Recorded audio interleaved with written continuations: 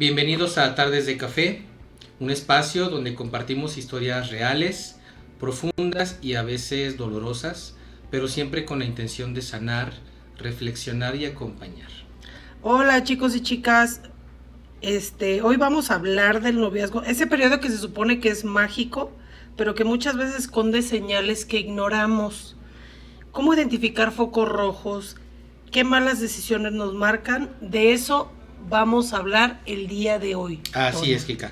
Bueno, primero vamos a partir de una pequeña definición de lo que es un foco rojo. ¿Qué es un foco rojo?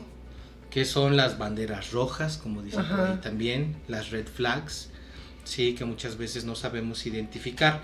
Una definición sería que son comportamientos o actitudes que pueden parecer pequeñas al principio, pero que si no se atienden pueden convertirse en formas de abuso o manipulación. Sí, claro. Como por ejemplo, a veces los celos excesivos que se disfrazan de preocupación, cuando te revisan constantemente el teléfono, que te empiezan a controlar tus redes sociales. Rojo. Ajá. Ciertos comentarios que te llega a hacer la otra persona y que están dirigidos a disminuir tu autoestima, sobre todo como el no te queda bien eso, no se te ve bien esa ropa, quítate eso, no. O sí. ¿Quiénes son esos amigos? No vas a ningún lado, no sales con ellos o con ellas, sí, y que de alguna manera te empiezan a aislar de tus círculos, que son y eso pasa. Sí, que son tus redes de apoyo, tus círculos de apoyo, tus redes de contención, por llamarlos de alguna manera, y burlas y críticas constantes, ¿no? Entonces, ya que tenemos esta definición, cuéntame un poquito, Kika, en tu experiencia, en tus relaciones pasadas o en tu relación pasada sobre todo, ¿cuáles fueron estos pequeños no, digo al principio? No. No, eran faroles, así, fueron unos farotes. Pero de qué iba a pasar el tren y uno no entendía. Sí, bueno, ya entraremos en contexto y los que nos escuchan se darán cuenta de por qué nos reímos y que podemos decir pequeños focos rojos, pero que en realidad desde el principio eran unos farotes, unas luces tremendas rojas que te estaban anunciando. Crónica de un desastre anunciado. Así fue. De lo que venía. Justo lo que venía. Y más adelante del por qué no pudiste ver esos focos rojos, ¿no? Que la mayoría de las veces ocurre en las relaciones, tanto hombres y mujeres. Sí. ¿Por qué no los vemos? ¿Por qué los minimizamos? Sí. ¿Y por qué los normalizamos? Eso, el normalizarlo. Entonces, tiene un porqué. Sí, totalmente, está fundamentado el por qué no los vemos, por qué tenemos esa ceguera ante lo evidente. Exactamente.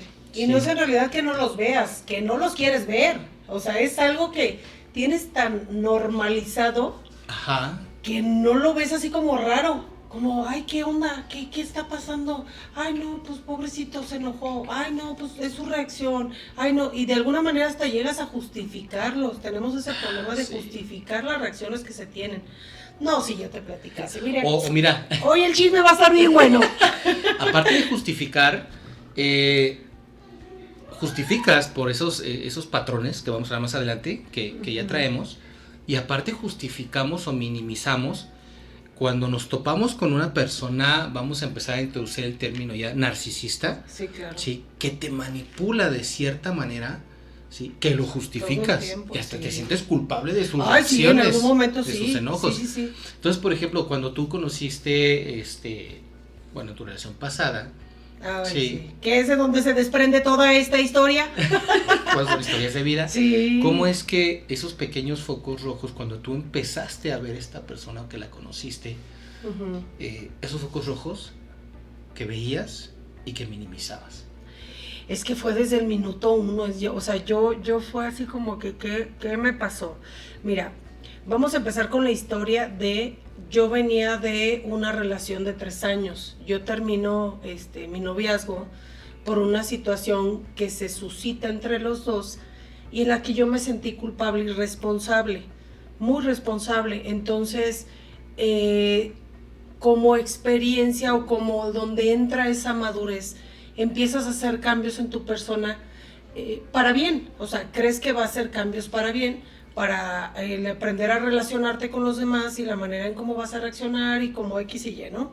Entonces yo hago esos cambios, pero tristemente los hago con la persona incorrecta. Eso es bien importante. Eso, no, es que no, ni siquiera, haz de cuenta que esta persona entró como mantequilla, o sea, nada se le dificultó, porque estaba uno con la guardia baja, yo venía de esa relación, yo te puedo decir que yo lo conozco como al mes, algo así, si no mal recuerdo. Empiezo yo a conocerlo, me lo presenta una compañera de trabajo y el hombre empieza así como a querer salir conmigo. Ok, salimos. La primera vez que fui, o sea, foco rojo, algo me decía, aquí no. O sea, voy a tomar un café, iba esta persona con la amiga que me lo presentó y fue una plática tan absurda, tan tonta. La forma de hablar, para empezar, él era más grande y hablando como si fuera adolescente. Para mí eso ya era un foco rojo y no lo vi. Entonces yo dije así como, ¿sabes qué? Ya, besos, vaya, yo me quiero ir. ¿Te aburrió su plática, sí, su charla? Demasiado. Después el contexto te dio a entender por qué hablaba de esa manera. No, ya tiempo después dije, era obvio, o sea, ya estaban los focos desde antes. No te hago el cuento largo, yo empiezo a salir con él y se me aventó, si no fueron, te mentiría, creo que fueron 4 o 5 veces. Y era de quiero andar, y yo no, espérame, porque yo venía de una relación larga, yo nunca he sido de un clavo saca otro clavo. Sí. Nunca te permitiste la relación rebote. Jamás, o sea, yo ya tenía muy claro que una relación de rebote iba a venir a generar una situación, más ¿no? problemas. Entonces me di ese tiempo y yo espera. Claro que eran la dulzura y peluches y chocolates y el hablarte bonito y te trato bien, jarrito nuevo donde te pongo. Entonces tú así como, espérame, yo ahorita estoy bien. Se da una situación, yo en ese tiempo era una prima y yo éramos muy, muy amigas, o sea, duró un tiempo que vivimos juntas, o sea, fuimos y éramos como casi hermanas y hasta la fecha yo la considero y la quiero muchísimo. Inclusive ella fue una de las que él me alejó porque durante este proceso de noviazgo, pero no me voy a brincar. Uh-huh. Justo ese día íbamos a salir de antro, no, pues que vamos acá, el fulanito me marca, oye, ¿qué vas a hacer hoy? Le digo, ¿sabes qué? Pues vamos a ir al antro. Vamos a ir primero en aquel, no quiero hacer mención de lugares, pero ya iba a ser uno, había un precopeo y luego te ibas al antro. Entonces estaban ahí súper cerquitas. Entonces nos vamos a ir al precopeo y luego de ahí ya nos vamos hasta al antro, ¿no? Ok, yo te veo en el antro, no sé qué, shalala, bueno, nos vemos, me cuelga y yo no sé, siempre he tenido como esa sensación de algo va a pasar.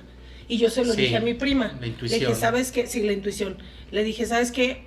Estoy segura que hoy se me va a volver a aventar. Le digo, creo que ya es tiempo. Le dije, le voy a decir que sí. Ay, ¿tú cómo sabes? Le dije, no sé, yo lo siento. Pues no te hago el cuento largo, dicho y hecho. Llega al antro y llega con un ramo enorme de tulipanes y a aventárseme y no sé qué. Y yo le digo, ok, sí, vamos a empezar a andar. Ya estábamos en el antro, de repente él se desaparece. Pero, a ver, ¿por qué se desaparece? No lo sé, creo que vio amigos, había unos amigos ahí de él, él iba con otro amigo, se desaparecen de la mesa, estábamos mi prima y yo, y ubicamos que en la entrada estaban unos amigos. ¿Tú consideras un primer foco rojo, el hecho de que te habla con la intención de salir contigo, de declarársete, y ya estando ahí, ahorita vengo, y se te desaparece? No, para mí eso no fue porque normal. Digo, al final, pues él tiene a sus amigos, yo tenía a los míos, Okay. Dije, pues órale, pues besos, bye, tú vete para allá y yo voy para acá, ¿no? O sea, yo me quedé un rato esperando en la mesa, estábamos mi prima y yo, y ubicamos a otros amigos, uh-huh. Que estaban en la entrada del antro. Y me dice, oye, ¿cómo ves? Vamos con ellos. Le dije, ¿sabes qué? Yo volteaba a buscarlo y no lo veía. Le dije, pues vamos, quién sabe dónde esté. Le dije, pues vamos a buscarlo, ¿no? Entonces ya fuimos con los amigos, estábamos ahí platicando. Entonces él pasa y de espaldas yo siento que me tocan el hombro, pero así como te pican con el dedo, ¿no? Uh-huh. Entonces yo volteo para un lado, no veo a nadie, volteo para el otro y lo veo y me dice, ya me voy. Y yo, o sea, a ver, ¿qué onda? ¿Qué pasó? Pues, ¿Por qué? Sí, ¿por qué? ¿Qué sucedió? Entonces, justo pues estábamos casi en la entrada, salimos ya al área de donde está la cadena y me empieza a hacer un drama. Dije yo, válgame el Señor. Focota rojo. es que yo pensé que tú eras diferente, pero eres igual que todas, pero yo siempre me ha pasado y no sé qué, y me hizo un drama, un victimizándose, sufrimiento, pero pobrecito de... sí, no, o sea, una victimización, pero cañona. Y yo así de, ¿qué está pasando? O sea, fue como más una sorpresa de qué está pasando, y luego ya entra la empatía.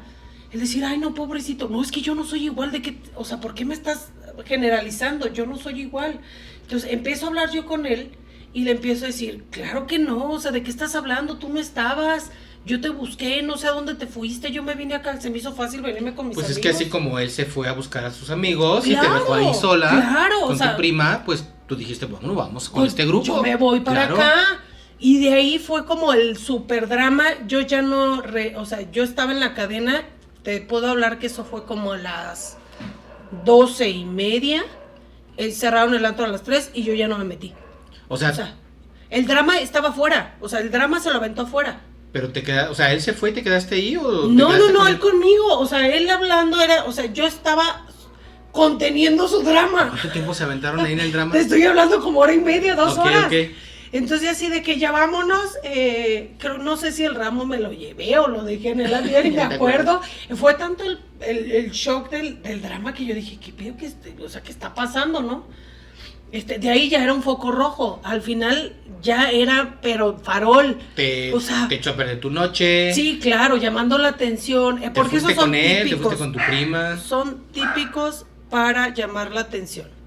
Ellos no pueden vivir sin llamar la atención. Cumpleaños, años nuevos, navidades, lo que sea, son típicos para llamar la atención. Siempre quieren ser el foco de atención de todas tus reuniones. Y siempre, si es que no lo son, te lo van a echar a perder.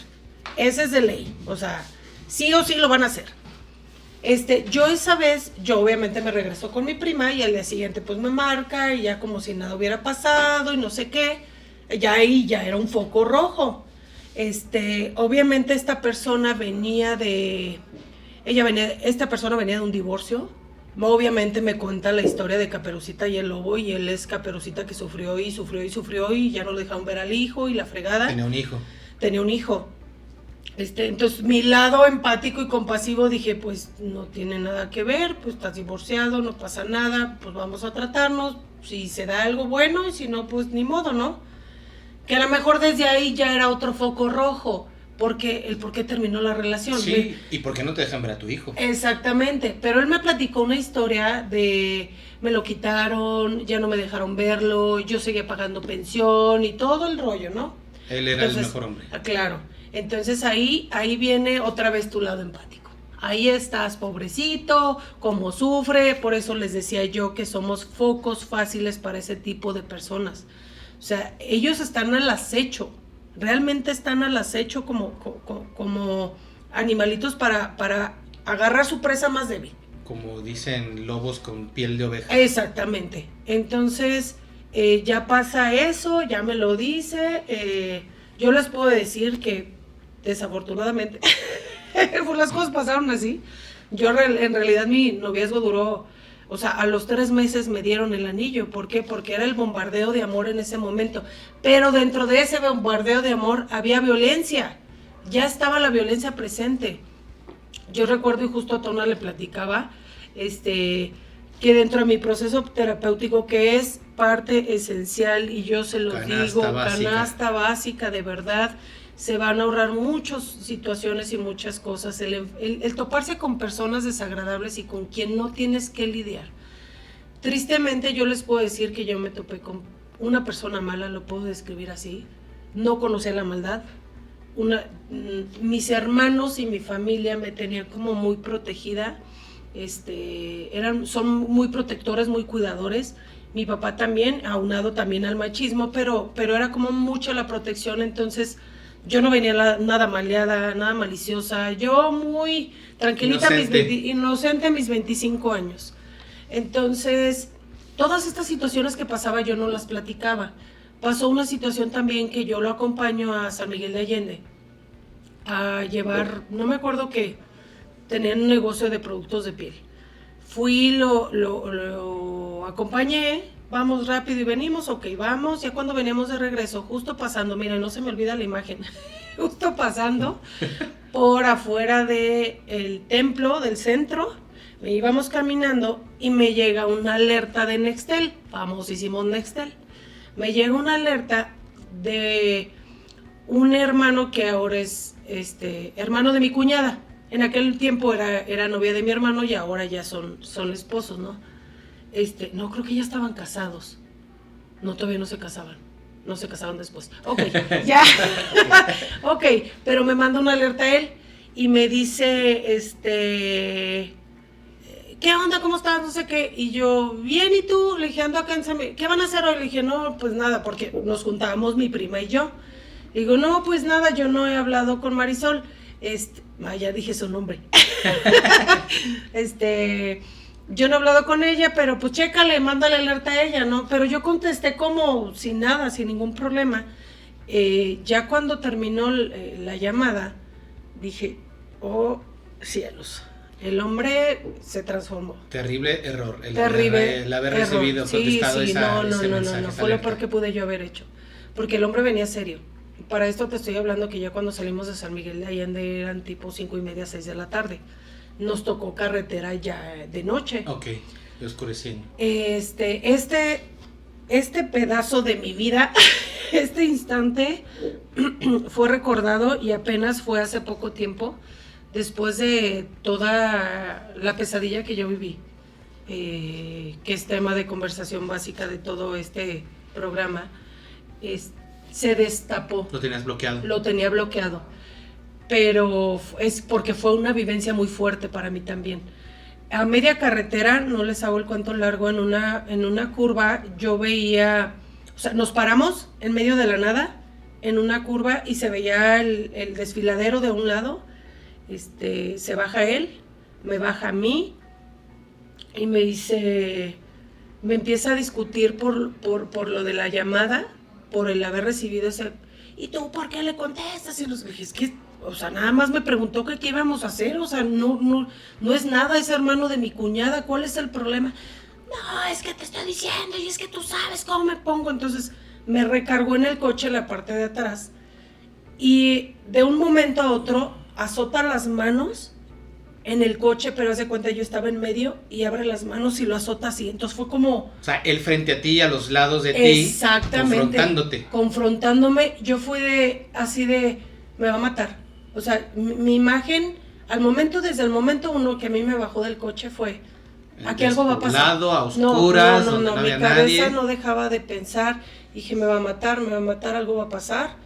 Y más en medio de la noche, está el desfiladero, dije, me avientan, mis papás no me van a encontrar. Ay, no, fue todo.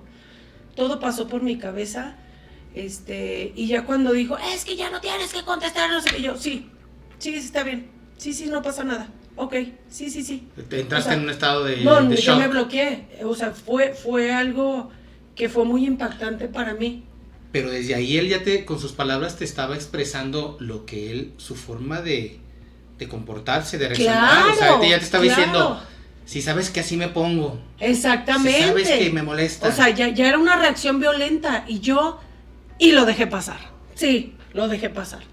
Y ese detalle, yo no sé en ese momento, si me preguntan, creo que yo no le hablé para nada al siguiente día, ya después fue el perdóname, no voy a reaccionar así, algo normal que es lo que ellos hacen.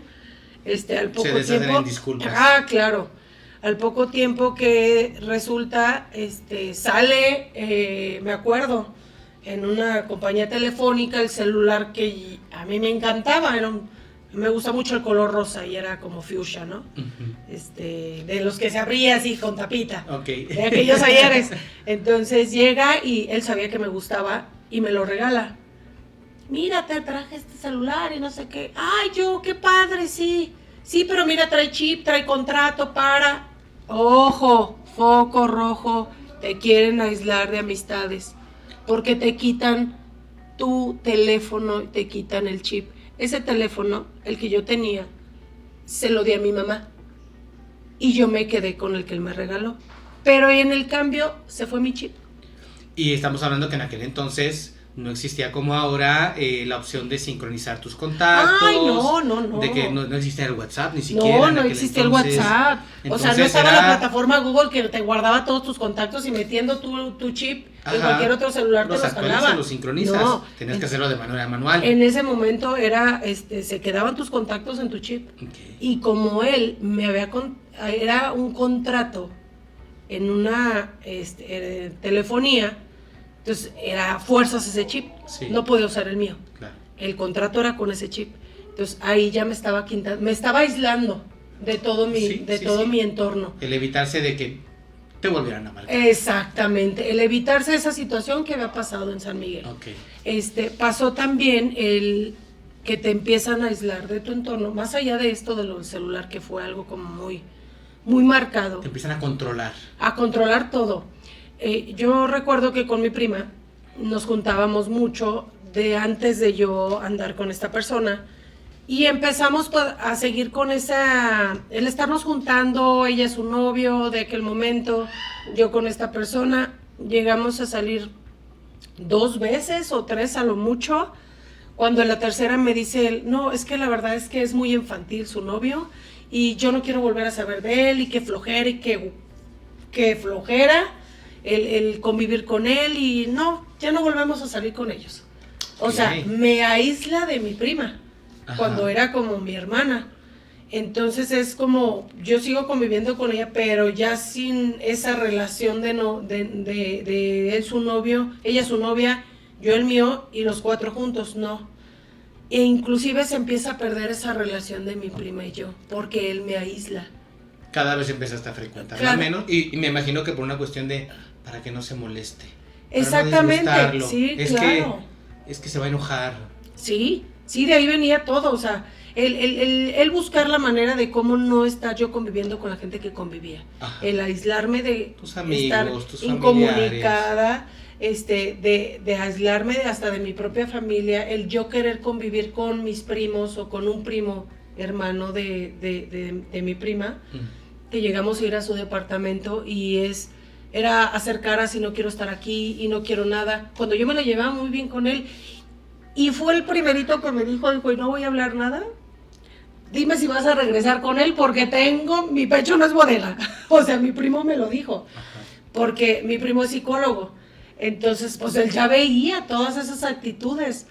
Y ya él también me aisló con ellos, con mis primos, ¿no? Por parte del lado de mi papá. ¿Y qué pensabas tú? O sea, ¿qué pensabas tú de esta situación, de que él se comportaba de esa manera con tu familia, que criticaba a tus familiares? En ese momento no lo veías, o sea, no, es que no lo ves. Lo normal es, dices, ay, bueno, sí, es un teléfono, no me interesa ya tener yo contacto con nadie, pues ajá, estoy con él. Yo siempre he sido de la idea de ser y siempre he sido como muy fiel, o sea, a mí no me interesa nadie más, estoy contigo, se acabó. Y el de estar ahí con tu prima y con tus familiares, con tus otros primos. Lo que pasa es que como sus salidas empezaron a ser programadas, entonces ya, ay, no tenemos chance porque vamos a ir acá, o vamos a ir con mi hermana acá, o vamos a ir para allá, o sea, eran muy pocas las veces que ya podía yo convivir con mi prima. Y la que yo le decía, oye, quiero ir hoy, ay, no, es que vamos a hacer esto, ay, no, o sea, es siempre que hay que tenía él sí, algún otro plan. Sí, algún otro plan. Entonces, durante esos primeros 3 meses, que es el bombardeo de amor, te tienen aislada, porque no te pueden permitir el que tú abras los ojos. Recuerdo también una situación en la que, en aquel momento, antes de que me regalara el teléfono, yo me acuerdo que estaba marcando, me marca, le digo, ¿dónde estás? Me está tumbando saldo, ¿dónde estás? Para los chicos de nuevas generaciones, anteriormente igual como ahora le ponemos saldo, pero no había WhatsApp, entonces yo siempre le ponía mis paquetes de 200, 300 pesos a la semana de mi celular, entonces de eso que te anunciaba la grabadora, le quedan 50 pesos de saldo, y yo le decía, ¿en dónde estás? Sí, porque en aquel entonces cuando era de compañía, la misma compañía y que estabas en la misma, digamos, localidad, ajá, no te descontaba saldo. Pero cuando la otra persona estaba fuera la llamada era como llamada por cobrar. Ajá, y te empezaba a descontar saldo. Entonces tú te diste cuenta de que no estaba aquí, no estaba en León, ajá, no estaba. Entonces yo le estaba diciendo, ¿en dónde estás? Estoy en una casa en el centro. No es cierto. ¿Dónde estás? Me está tumbando sol. No, no es cierto, estoy en una casa en el centro y no sé qué. Y se corta la llamada porque a mí se me termina el saldo. Claro. Entonces yo me molesto y él hace hasta lo imposible en no sé dónde encargarme saldo. Le dije, a mí no me vas a hacer mensa, no sé dónde estás. Mentiras, mentiras. Ahí ya es otro foco rojo, las mentiras. Empiezan a ocultar dónde están, con quién están. O sea, te empiezan a controlar a ti, pero ellos sí se pueden permitir el hacerlo. Exactamente. No te lo permiten a ti para controlarte, pero sí se lo permiten ellos, porque ya te tienen controlada. Al final, ¿no? Entonces, ese fue otro focote rojo que yo no vi. Y mi error más grande, obviamente que entre que cumples el mes y te mandan flores, ramos de flores grandes y la fregada, o sea, es un bombardeo de amor insoportable, si lo quieres llamar así. Y como uno, sí, de verdad, es que uno lo ve, claro, pero todo es color de rosa, todo está precioso, todo está hermoso, nada puede suceder. A mí, yo recuerdo, fue literal a los 3 meses, en mi cumpleaños me da el anillo de compromiso. Yo así de, ¿what? Y yo, pues sí, pues vamos a darle, pues bueno, es lo que hay. Pero fíjate qué mal, porque ya habían pasado varios focos rojos, ya habían pasado varias situaciones que me habían mostrado la personalidad que él tenía. ¿Y por qué yo no lo entendía? ¿Y por qué yo no las vivía? Yo no reaccionaba. ¿Por qué me bloqueaba, no?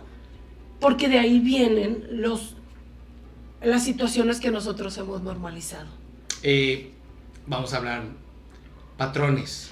Situaciones que llegamos a ver desde la niñez quizás. Sí, en nuestro entorno. En nuestro núcleo familiar, sí, ¿no? O sea, obviamente, pues la relación de papá y mamá, que se llevaron de cierta manera, y si había alguna situación a lo mejor similar, tintes de, pues vamos a decirlo, tintes de violencia, ¿sí? Claro. Con todas sus letras, que las normalicemos es diferente, ¿no? Pero comentarios hirientes, críticas, gritos, caras, gestos, malos modos, que se dan generalmente en las relaciones, ojo, cuando las personas no están sanas. Exacto. ¿Sí? Porque cuando hay una una salud mental, emocional, ¿sí? Evitas este tipo de situaciones, sí, ¿no? Claro. Y principalmente tratas de evitarlo para que tus hijos no lo vean, no lo vivan. Exactamente. Alguien me decía, siempre me comentaban, y es una frase que a mí se me quedó, tú como padre, ¿te gustaría que tu hija se encontrara una persona como tú? Porque al final, como hijas, buscamos los patrones que nos representan a papá. Nuestro papá es nuestro ídolo, nuestro papá es tu héroe, es la persona que vas a buscar porque quieres tener un papá, ¿no? Consciente o inconscientemente. Exactamente. Entonces yo siempre les digo, bueno, analizando tus acciones, la manera en cómo tratas a tu hija, la manera en cómo te comportas con ella, el amor, el cariño que le das, ¿crees que para ti sea suficiente para que encuentre a un hombre como tú? ¿O crees que seas tú un hombre para que tu hija encuentre? Y viceversa. Para con los hijos también. Sí. Entonces, ahí viene la responsabilidad tan grande que como padres tenemos al criar a nuestros hijos. ¿Qué es lo que quieres para tu hijo o hija? ¿Qué quieres? Decía por ahí mi mamá, era un dicho creo que de un tío, decía, trata a tu hija como princesa para que no se vaya con menos más que con el que la trate como reina. Claro. Entonces, poner la vara alta, ¿no? Exactamente. Ahí es donde viene todo esto, el por qué uno sigue esos patrones y por qué normalizas. Al final entendido es, ellos no tuvieron las armas que ahora uno tiene, lo que comentaba en el episodio anterior. No es para juzgar lo que hicieron o dejaron de hacer. Claro. Al final eran las herramientas con las que ellos contaron y a su vez con las que sus padres contaron. Pero ahora que eres tu persona adulta, tienes la responsabilidad de, si quieres que las cosas sean diferentes, pues hazlas diferente, ¿no? Rompe la cadena, rompe la cadena y empieza a tratarte, empieza a darte cuenta qué son los patrones adquiridos y cuáles realmente son los tuyos. ¿Qué es lo que traes de herencia? Herencia de lo que ves, herencia de cómo se tratan. ¿Qué puedes cambiar? Puedes mejorar muchísimas cosas. El otro día escuché una frase, que dicen, es que así soy yo. No, te hiciste así por una necesidad, pero hoy puedes cubrir esa necesidad y todo puede cambiar. Claro. Entonces, si está en tus manos el poder sanar, el poder cambiar eso, inclusive no nada más si lo dimensionas y si lo piensas en primera persona, es por ti mismo.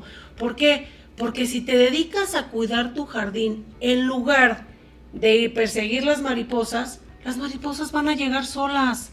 Sí. No necesitas perseguir nada. Sí. Cuida tu jardín. ¿Qué es cuidar tu jardín? Sana, ve a terapia, saca todo eso que traes cargando, todo lo que trae en tu cabeza, empieza a soltar, empieza a fluir y las cosas van a cambiar. En la cabeza. Y no con esa presión de, no manches, me estoy quedando solo. No, es que yo necesito a alguien. Y vienen esas relaciones, rebota y brincas de una a otra, y ni siquiera te tratas, ni siquiera te cuidas, ni siquiera piensas en ti, ni siquiera sanas. No, porque a fin de cuentas vas de una relación a otra repitiendo patrones, claro, creyendo que son las circunstancias, que es inclusive la otra persona, cuando tú eres gran parte del, vamos a decirlo, del problema. No, es que no es la otra persona, eres tú. ¿Qué dices tú? Es que el famoso dicho, todos los hombres son iguales, o en su caso, todas las mujeres son iguales. No son iguales, papacito, las escoges. Y tú las escoges iguales. Uh-huh. Era lo que mencionaba yo en el capítulo anterior, que son los imanes.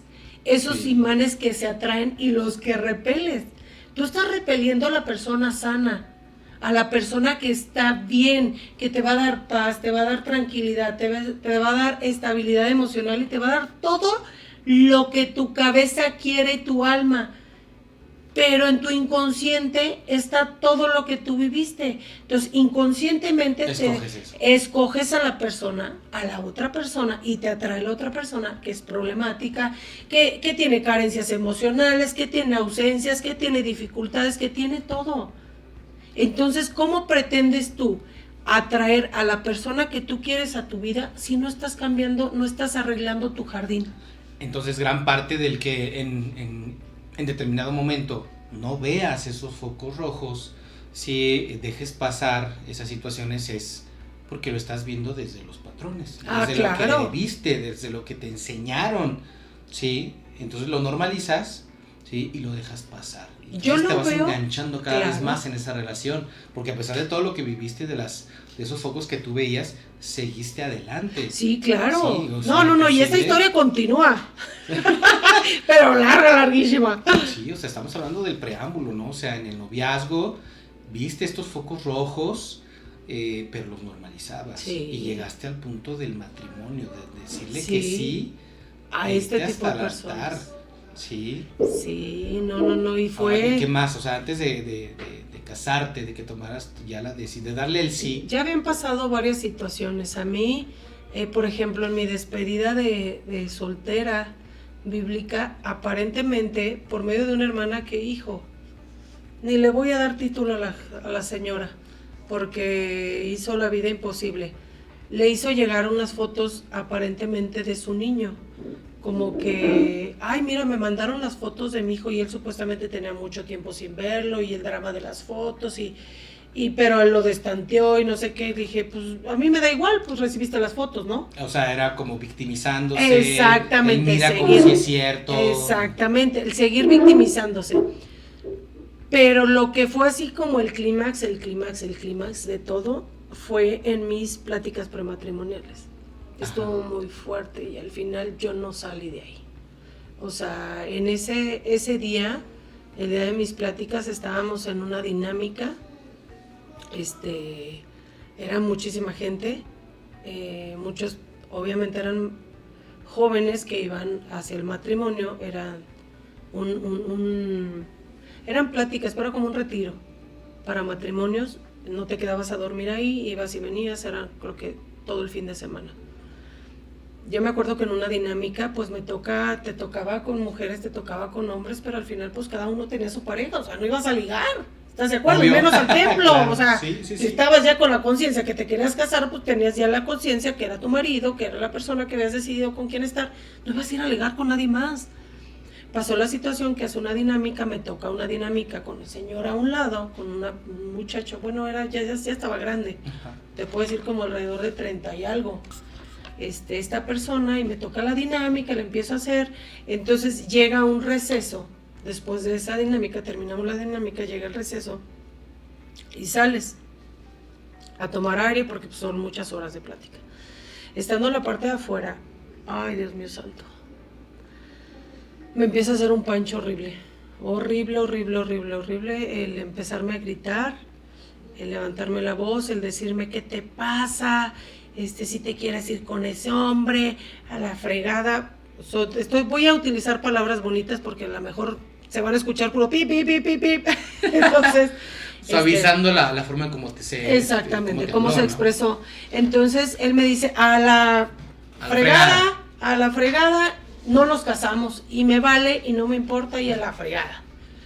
Entonces, en ese momento así fue como un pum, fue un shock para mí tan fuerte, y fue el pensar mi familia, mis parientes, mis familiares, y qué van a pensar de mí, y qué va a suceder, y cómo va a reaccionar, y la boda, la presión social. ¿Qué dirá tu familia? ¿Qué dirán los que ya se enteraron que me voy a casar? Exactamente, porque yo ya había repartido invitaciones, te estoy hablando que creo que tomamos las pláticas como 8 días antes de la boda, o sea, había pláticas cada determinado tiempo y fueron como 8 días antes, entonces yo decía, ya estaba todo pagado, ya había repartido invitaciones, ya había sido todo.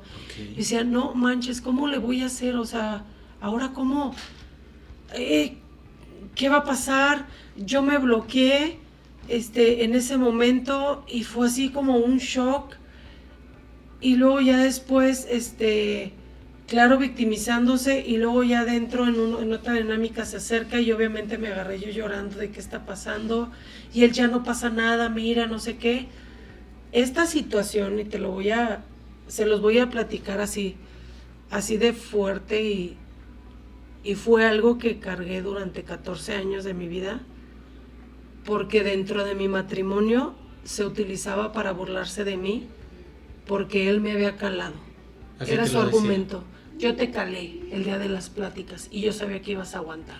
Y se burlaba de mí. Desde ahí se veía ya estaba empezando su campaña de violencia, de control, de sometimiento. Desde ahí.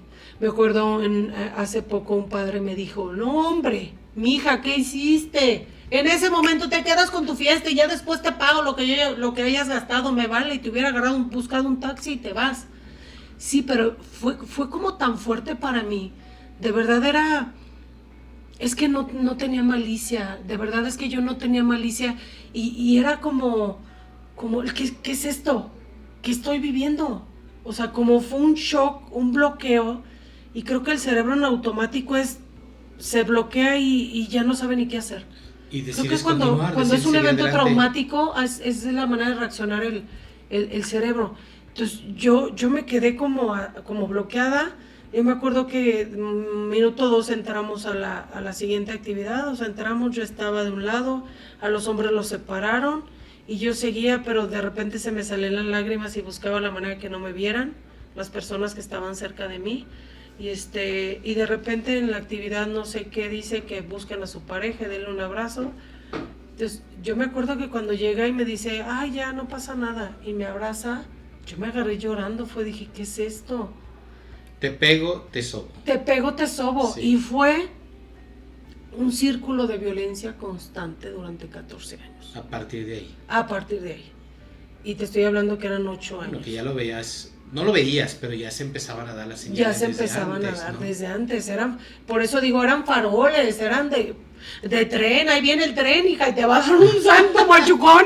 De ahí la importancia, lo que decimos de estar sanos emocionalmente y mentalmente. Sí, yo. De que en el momento uno en que tú ves cualquier manifestación, expresión de violencia verbal, física, comentarios que puedan parecer sarcasmo, que van dirigidos a menospreciarte, a minimizarte, desde ese momento es alto. Sí. Claro. Alto, y no sigues adelante. Sí, importantísimo que la gente que escucha, que haya pasado una situación similar o que esté en una situación similar, ojo, porque una persona que es reiterativa, que es constante en esta forma de expresarse, no va a cambiar. No va a cambiar, al contrario, no. Vives con la eterna esperanza que las cosas van a cambiar y nunca cambian. Al contrario, aumenta. Sí, claro. Sí. Y la violencia va de menos a más. Sí. Siempre. Ese tipo de personas empiezan violentándote de menos y terminan en golpes. Terminan en agresión física. Claro, empezar con un pequeño comentario que después empieza a escalar. Como dices, te empiezan a calar, ver hasta dónde aguantas, ¿no? Primero es no seas mensa, babosa, X, ¿no? O no seas menso, ay, fíjate, ay, qué tonto. Después acaba siendo más, ¿no? O sea, aumentan el nivel de la violencia verbal, ¿no? Sí, claro. Sí, y obviamente de las manifestaciones en otro tipo de cuestiones, ¿no? Exactamente. Como dices, hasta incluso llegar a la violencia física, el te empujo, ay, no me fijé, hasta esos detalles, ay, ¿no? No. Sí, ay, perdón. De todas, sí, de todas. Y ese tipo de personas traen bajo su manga las violencias reconocidas y las no reconocidas y las no declaradas y aplican todas. Sí. Aplican todas en cualquier momento de tu vida. Y cómo esto se vuelve mientras estés cerca de ellos. Una campaña, ¿no? O sea, empiezan poco a poco, van aumentando y a ti te empiezan a minimizar, Fíjate que yo creo, me voy a regresar poquito, porque yo creo que más allá de los patrones repetitivos que traemos, tiene que ver mucho también la baja autoestima.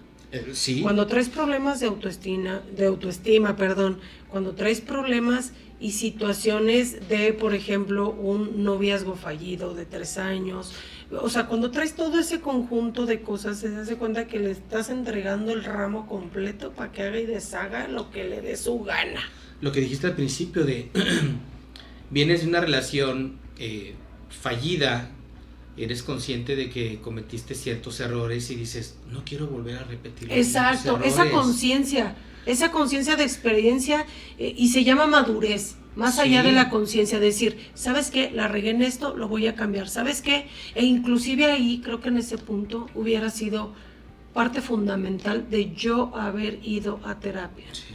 Pero creo que tiene mucho que ver en lo que hablamos en el anterior capítulo, que es parte de la cultura. Anteriormente no, ahora ya es muy normal, inclusive en TikTok, en redes sociales vemos como spot de lo que es un narcisista, las maneras de atacar, ¿no? Cápsulas terapéuticas. Pero anteriormente no teníamos esos medios de comunicación y no era tan común el estar enterado de esas situaciones. De hecho, por eso el término narcisista se hizo tan conocido, por esos spots que se mandaban, y empezamos a identificar ese tipo de personas, porque anteriormente andaban por nuestra vida y decíamos, es una persona mala, en realidad es una persona mala, no tenía el título, si lo quieres llamar psicológico, una definición psicológica. Pero si en ese momento, yo sí creo firmemente que si en ese momento, después de haber terminado yo mi relación larga, dándome cuenta de que tenía que cambiar cosas, hubiera ido a terapia, todo hubiera sido diferente. Totalmente. Todo. Totalmente. Mira, yo hoy por hoy, a pesar de todo lo que viví, que fueron, lo vuelvo a repetir, 14 años de matrimonio y 3 años de un divorcio de pesadilla, lo único que agradezco son mis hijos. Claro.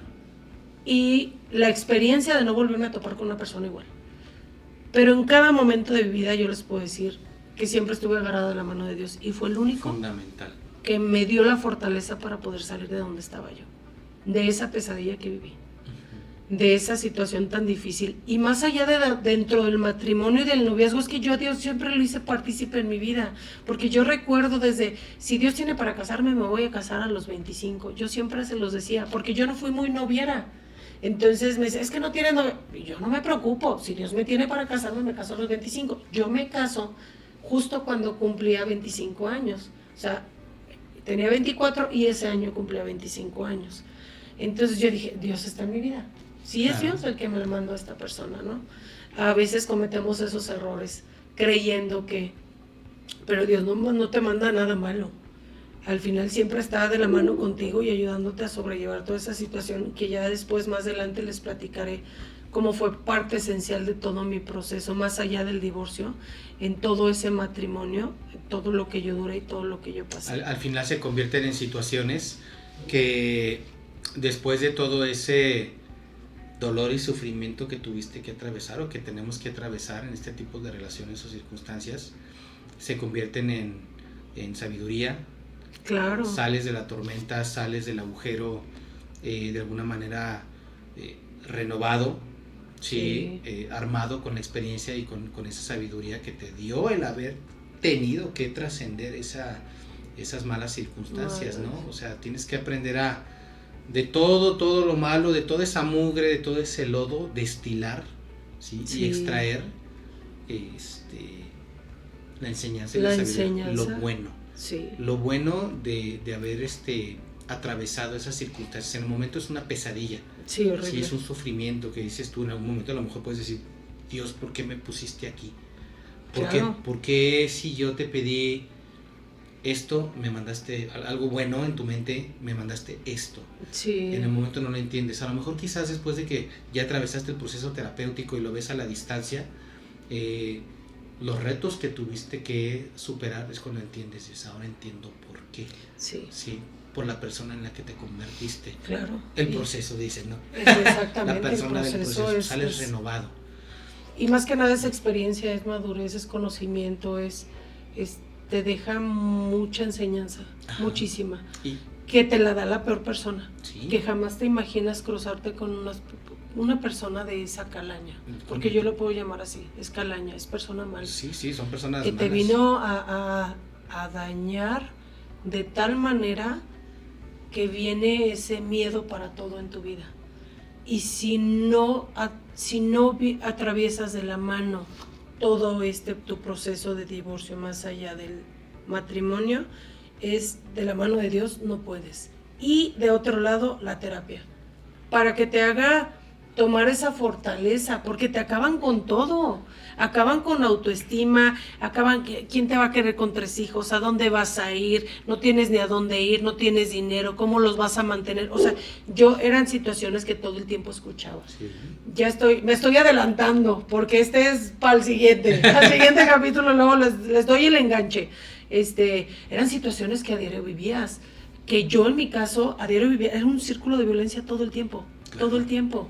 O sea, y buscas y te pasan por la cabeza muchas cosas de cómo le voy a hacer, y primero es tu cruz y tienes que aguantar, y luego tus hijos, y luego y es que no tengo a dónde ir, y te empiezas a creer. Y es que es todo ese cúmulo, volvemos un poquito a la parte de la presión social, los patrones, la presión familiar, el que dirán, el que van a pensar, el que normalizaste en cierto momento, decíamos ahorita, de que cambiaste con la persona equivocada. Eso, no, o sea, es que eso fue... Tú dijiste, ya no voy uno piensa, ya no voy a volver a cometer estos errores, porque para mí fueron algo que marcó. Sí, que marcó, y que tú crees que por esos errores que cometiste, tu relación pasada fracasó. Entonces, cuando se vuelve a presentar una situación similar ahora en tu relación presente, cedes. Te quedas callado, ya no reclamas, exactamente. Ya no confrontas, entonces se vuelve un arma en tu contra, porque entonces te empiezan a medir y se dan cuenta y dicen, o sea, es dócil, se somete y se te trepan, como decimos coloquialmente, ¿no? Y te empiezan ellos a escalar su violencia, de todo como hemos dicho, verbal, emocional, económica, todos los tipos de violencia. Sí, de todas. Y me acuerdo después de muchos años, inclusive fue hace poco, cuando ese exnovio de 3 años me lo volví a topar y empezamos a platicar y si íbamos a tomar un café, pues bueno, y estábamos platicando, se sorprendía y me decía, ¿en dónde? ¿Cómo aguantaste tanto? Es que si tú no eras así. Exacto. Si tú eras de esta manera, ¿por qué lo permitiste? Exactamente, o sea, ¿por qué lo permitiste? Pero si tú no eras así, ¿en qué momento cambiaste? ¿Qué pasó? Le dije, pues cambié con la persona equivocada. Ese fue mi problema. Pero es que si acá eras bien enojona, y es que acá me decías, y no decías nada. Cambié con la persona equivocada.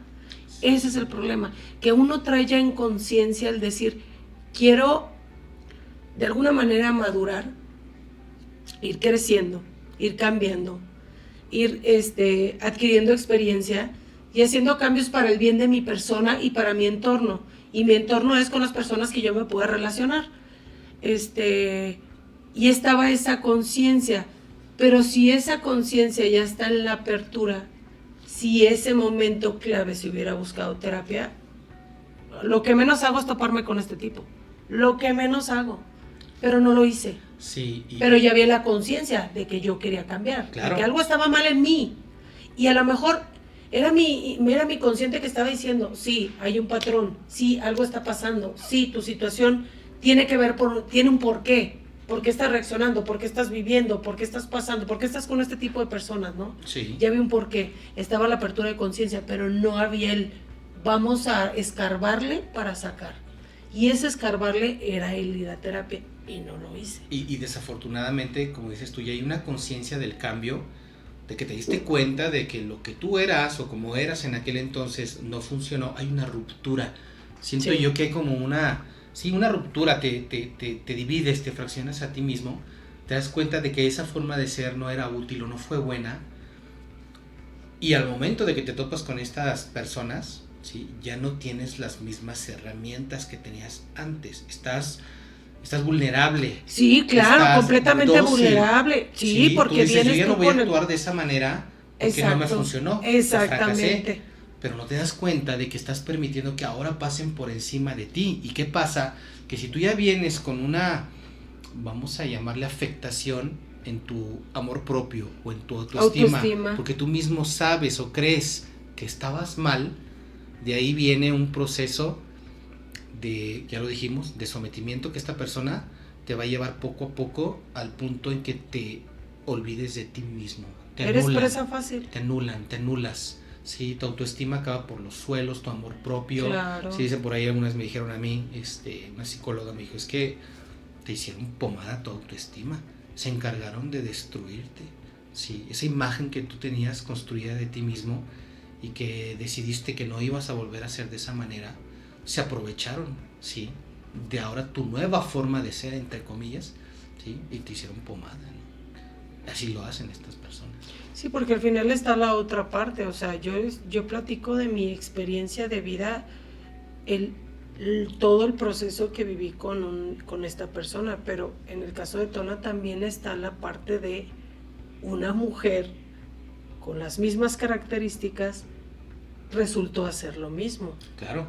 Se topó con la persona equivocada. Sí, es que tanto hombres o mujeres existe este tipo de personalidad, claro, ¿no? Que es la narcisista. Sí, que no pierden la oportunidad de señalarte tus errores, de utilizar la burla, de utilizar el sarcasmo, de utilizar tus momentos más vulnerables como ser humano, hablando en este caso como hombre inclusive, ¿no? Situaciones económicas, situaciones de trabajo, situaciones académicas, ¿no? De todo tipo, ¿no? No puedes, no eres suficiente hombre, te faltan pantalones, eres un mediocre, ¿sí? En lugar de ser una persona que venga a sumar a tu vida, que esa pareja sea el acompañamiento en tu hogar para hacerte crecer, ¿sí? Se convierten en lo opuesto. Sí, claro, te acaban. A socavar. Porque ellos están acostumbrados, son ellos, o sea, es ellos y tú estás abajo. Es yo soy importante, yo soy el esencial, yo soy el principal y tú estás abajo. Y tú eres un tonto y tú eres un tontejo. Sí, claro. Pero yo no. Entonces lo que tú haces está mal, pero yo no. Si tú lo haces está mal. Pero si lo hago yo no. Exacto. Yo tengo una justificación. Ajá. ¿Sí?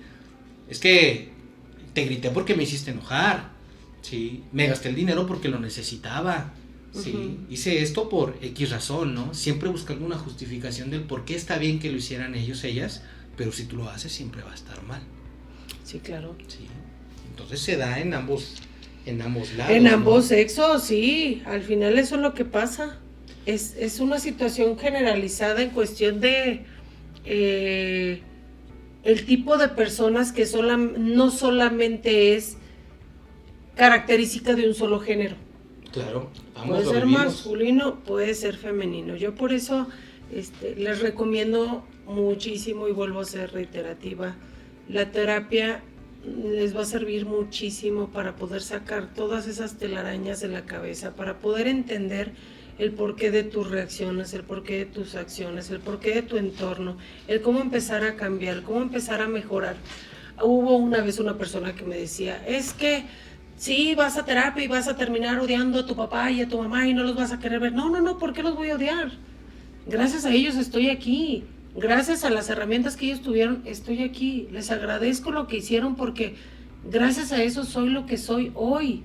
Así es. Con mis fortalezas, con mis debilidades, lo hicieron en base a las herramientas que tenían y hoy vengo a querer mejorar esa versión que ellos construyeron. Claro, buscar tu mejor versión. Buscar mi mejor versión, y mi mejor versión incluye amarlos de sobremanera porque ellos me dieron lo que pudieron darme, pero yo estoy viniendo a complementarme para sanarme y poder sacar todo lo que traigo y poder tener las armas para poder enfrentarme a la vida y poderle permitir a alguien que llegue a mi vida. Claro. Ahora, ya hablamos de la terapia como punto fundamental o esencial, no solo en este tipo de circunstancias, sino en la vida en general. Pero ¿qué pasa si actualmente una persona está viviendo estas situaciones de ver esos focos rojos? ¿Qué poder hacer si alguien está atravesando una situación donde ve cosas, actitudes que no le cuadran, que no le hacen sentir bien? Aquí lo tiene que hablar, o sea, sí o sí se habla, y tener una red de apoyo cercana, en la que tengas la confianza para poderlo expresar, porque muchas veces se está en la negación de, ay no, estás exagerando, no, pero si no es así, ay, si nada más hizo una jetita, si nada más se enojó, me empujó poquito, no, es que no se justifica, y tener realmente una red de apoyo con quien platicar y poder desahogar. Hay otro tipo de terapia, si lo quieres llamar así, y ve armando tu diario. ¿Qué es lo que pasa? Ajá, ¿Qué pasa a diario? Empieza a escribirlo y al fin de semana léelo. ¿Cuántas veces hubo violencia en el lapso de esa semana? ¿Cuántas veces hubo burla, crítica? Te ves gorda, se te ve mal. Sí. ¿Por qué te pintas tanto? Oye, pareces payaso. Claro. Sí. ¿A dónde vas? ¿Y por qué vas tan arreglada? Y te cambias eso, y no te pongas esto, y ese pantalón no, porque solamente lo puedes usar cuando andes conmigo, porque todo el mundo te va a voltear a ver. Así, sí, no. Sí. O sea, esas situaciones se viven desde novios. Y ahora, hemos tocado esta parte de hablar de Dios, ¿no? Como esta entidad superior que nos viene a rescatar todas las veces que acudimos a Él, y que cuando estamos atravesando una situación muy complicada es la que nos da la fortaleza para seguir adelante. Y creo que parte fundamental para poder identificar estas situaciones es tratar de identificar la forma en que Dios habla a través de nosotros, o cómo nos habla, más bien cómo nos habla. Claro. Que yo dije hace ratito, es la intuición. Sí, que es esa nunca falla. Es ese, vamos a llamarle esa brújula que tenemos dentro de nosotros, que está en nuestro corazón, y es la que nos indica cuando algo no está bien. Sí. Un gesto, una palabra, una actitud, sí, que nos hace sentir mal. Desde el momento que sientes angustia, que sientes un asomo de culpa, o algo que simplemente dices, es que no me siento bien, no me hizo sentir bien, o cuando vas a ver a la persona, o no sé, que te hace sentir mal, te hace sentir esta angustia, foco rojo, desde ahí. Claro. No estás bien. Tenemos este sexto sentido, esta brújula que le llamas, que nos avisa. Dicen por ahí, hay algo muy chistoso, ojo de loca nunca se equivoca, muchachas. Es que desde el momento que estás en una relación donde no te sientes bien, donde no estás a gusto, ese es la principal señal. Es que ¿sabes qué llegamos a hacer? Nos hacemos chiquitos para caber en la relación. Sí. O sea, o andamos con quien sea para no estar solos. Oye, no. Te mereces lo mejor. Lo mejor. Nos merecemos lo mejor. Y de alguna manera Dios te lo ha marcado siempre. Siempre hay un roto para un descosido. Siempre va a llegar la persona que adecuada necesitas a tu vida. Ahora lo que tienes que hacer tú, y más allá si estás solo, no estás solo, estás en pareja, enfócate en ti, en crécete, sanar. sánate, mejórate, valórate. Tiene que ver mucho madurez. Empodérate. Empodérate, es madurez, experiencia, sabiduría, entendimiento, el discernimiento. Todos estos procesos los tienes que empezar a vivir en tu persona para poder acercar o que alguien se acerque a tu vida. Porque si tú, imagínate que tú estás sin sanar, que tú dices, el problema no soy yo, el problema es que me tocan bien locas, ¿no? Si lo quieres llamar así. Pero cada que tienes otra, como que la locura va incrementando. Dices tú, oye, es que el problema no son que estás loca, estás escogiendo pura loca. ¿Y por qué la estás escogiendo? Ese es el punto del que yo hablo, el que se tiene que tratar, el que para todo hay un porqué, el porqué de tus reacciones actuales, porque al final somos niños heridos caminando por la vida. Nuestras reacciones de adultos son reacciones que tenemos de niños. Si en algún momento nos sentimos abandonados, cuando vuelves a sentir el abandono en una relación o en una situación, tu reacción va a ser la misma, va a ser llorar, va a sentirte inseguro, va a ser depresión, van a ser muchas cosas. Al final somos niños heridos que tenemos que sanarnos, tenemos que sanar ese niño interior y no es reconstruirte sin tumbar lo construido. No sé si me explico, el cambiarle el sentimiento. Sí. Como lo que decía yo, sí, mis papás tuvieron estas herramientas, hicieron lo que soy hoy. A lo mejor no fueron las que se necesitaban, o a lo mejor no eran las que yo necesitaba, o no eran las mejores, pero me las dieron. Entonces, en mí cabe el decir, gracias a eso soy lo que soy. Gracias a lo que ellos me hicieron vivir, gracias a lo que pasé, yo entendí por experiencia, por conocimiento y por sabiduría que ya no tengo que hacer esto o que tengo que actuar de esta manera. Claro, ahora soy adulto, ahora tengo una conciencia, soy capaz de discernir, de discriminar, de darme cuenta de lo que es correcto, de lo que no es correcto, de lo que no me representa un bienestar, de lo que no me hace crecer. Entonces empiezo a tomar las acciones y las decisiones que me encaminen a crecer. Si hay cosas de esas herramientas que mis padres me dieron que yo sé que ahora no funcionan o no sirven para mi crecimiento, las dejo de lado. Exactamente. ¿Sí? Y busco aquellas que sí me ayuden, ¿sí? O me lleven a ser la mejor versión, lo que yo busco a ser. Reconstruirte. Sí, a reconstruirme. Yo ya tengo unas bases, sí, pero de esas bases me doy cuenta que hay algunas cosas que no funcionan, ¿sí? O no funcionan para mí, ¿sí? Entonces rescato lo rescatable y busco allegarme de las herramientas, de las actitudes, conocimientos, lo que sea, que me va a hacer llegar a esa mejor versión, ¿sí? Y no por eso, como dices, voy a culpar a mis padres, ¿no? No, claro que no. Es que no me hicieron de esta manera, es que así me criaron, ¿sí? Es que mi papá, se enojaba cuando yo me regañaba y a punta de cintarazo, entonces por eso yo a mis hijos los regaño a punta de cintarazo, ¿no? Que es el ejemplo más común, más palpable en nuestra sociedad, ¿no? Es un ejemplo más claro. Y eso no quiere decir que era lo mejor, pero no, es lo que tú conociste. Sí, pero está en ti el decir, no, para mí no funciona, no lo quiero. Y yo no lo voy a repetir con mis hijos. Exactamente. Es romper el patrón, sí, romper la cadena y empezar a actuar de manera distinta. Pero cortar. Exactamente, pero no en ese proceso va a caber el odio hacia mi papá o hacia mi mamá, porque me hizo, porque me dejó, porque... No, sí. Eran sus herramientas. Claro. Ella fue así, sí, mi papá fue así, mi mamá fue así, me hicieron así. Obviamente hay un abanico y gran cantidad de matices, sí, donde sí, a lo mejor situaciones de personas que digan que yo no quiero ni volverlo a ver en mi vida. Sí. No, estamos hablando de algo más normalito. No, sí, de algo más normal, pero me refiero más allá de algo normal, me refiero a que nosotros como seres humanos tenemos precisamente esa capacidad de discernir, como lo dije, de discriminar, de darnos cuenta. Entonces puede que sea muy difícil. Por ahí tengo el caso de una persona que conozco, que fue alumna mía, alumno, sí, que es psicólogo, y de pronto por ahí sube muchas reflexiones, ¿no? donde él tuvo una infancia cruda, crudísima, llena de violencia, de abuso de todos los tipos, ¿sí? De haber sido encadenado en su niñez, de haber sido abusado, ¿sí? Y él decide romper el patrón, ¿no?